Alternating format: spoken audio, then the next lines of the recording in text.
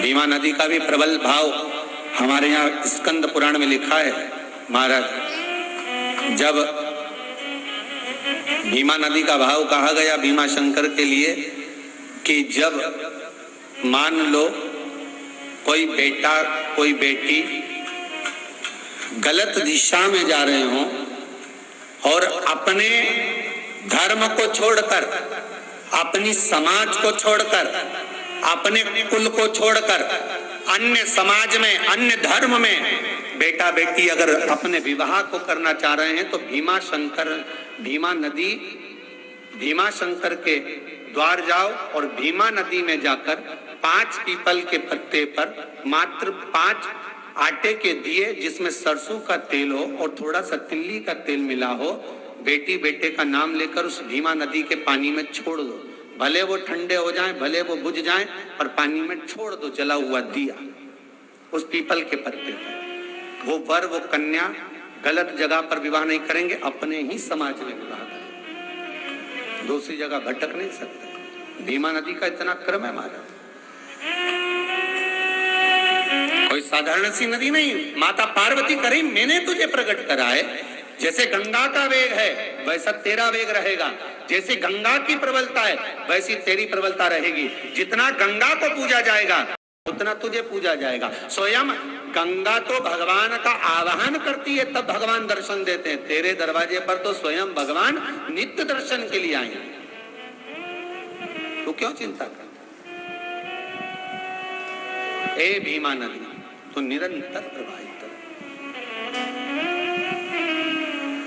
एक प्रयास करना, कभी मौका लगे आप लोग 12 ज्योतिर्लिंग का दर्शन करने जब जाएं, भीमा शंकर जब जाएं, प्रयास करना जब भीमा शंकर जाएं तो 31 बेलपत्र,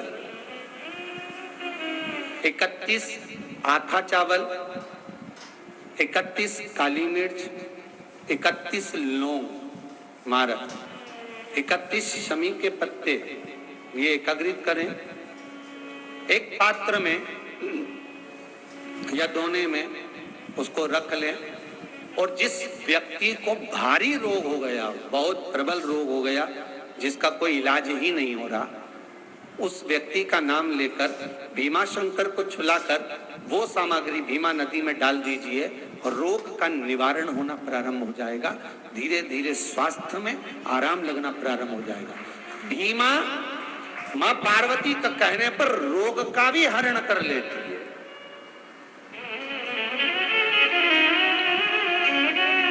वो भीमा,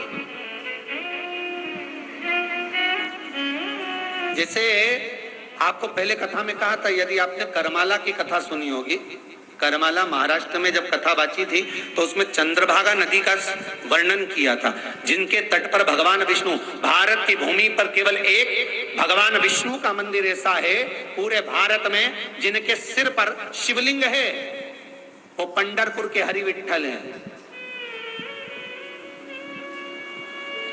जिनको वारकरी संप्रदाय के लोग आषाढ़ी एकादशी पर विठ्ठल विठ्ठल पांडुरंगा कहते कहते पहुंचते हैं दर्शन के लिए।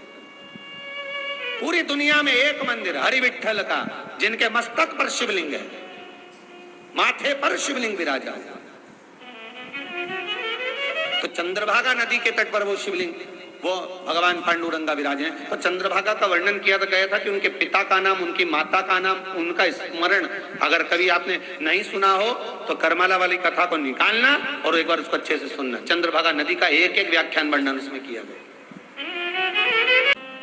मान लो वैवाहिक जीवन में कहीं तकलीफ आ रही है और हो सकता है आपके विवाह के समय पर कुछ ऐसा योग बना हो कि वैवाहिक जीवन में तकरार इतनी हो रही है, क्लेश इतना हो रहा है कि दोनों एक दूसरे का मुंह देखना पसंद नहीं कर रहे।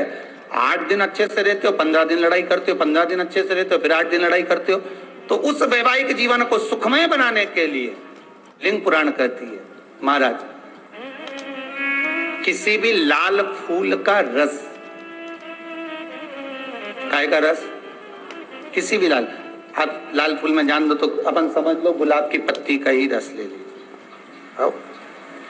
और सहज भाषा में अगर कहें तो कहें गुलाब की पत्ती का रस तो हम कह देंगे कि वो गुलाब जल ही समझ, ठीक है, सहज भाषा में। तो कहा किसी भी एक पुष्प की पत्ती का रस, जिसका कलर कौन सा होना चाहिए, लाल, लाल पुष्प की पत्ती का रस लेकर भगवान शंकर पर महाराज जिस दिन रविवार का प्रदोष पड़े उस दिन शाम के समय प्रदोष काल में शंकर भगवान पर चढ़ाकर मां जगतजननी के चरणों में उस रस को समर्पित कर दिया जाए और उसी रस को लाकर पति और पत्नी अपने नयनों से एक ही आसन पर बैठकर नेत्रों से लगा लें। उस पति पत्नी में कभी झगड़ा नहीं हो सकता, क्लेश नहीं हो सकता और दोनों आनंद में जीवन निकाल सकते। तलाक भी हो रहा है तो उनको भी करा सकते हो, वो तलाक छूट जाएगा और वापिस दोनों का प्रेम बन जाएगा। इस समय